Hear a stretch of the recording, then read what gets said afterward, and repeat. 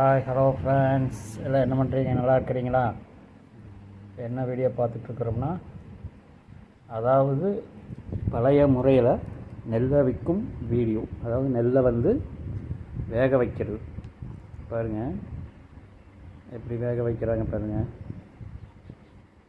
அந்த காலத்துல எல்லாம் ரைஸ் மில்லில் கொடுத்து இப்போவெல்லாம் அப்படி பண்ணுறாங்க.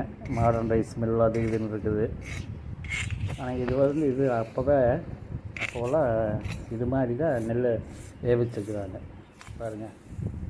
பாரம்பரிய முறைப்படி நெல்லை வேக வச்சுருக்காங்க பாருங்கள். அப்படியே அப்படியே சோறு மாதிரி இருக்குது, சாப்பாடு மாதிரியே பாருங்கள். நல்லா வேக வச்சு இப்படி உணச்சி விட்ருவாங்க.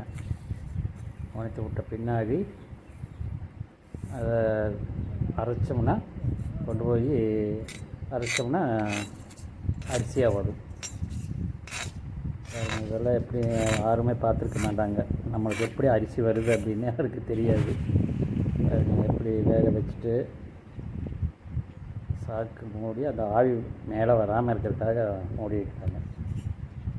இதை யாருமே பார்த்துருக்க மாட்டாங்க. அதுக்காக நான் இந்த வீடியோ போட்டிருக்கேன் பாருங்கள். பழைய காலத்தில் இப்படித்தான் நெல் வேக வச்சுக்கிறாங்க. சின்ன அப்படி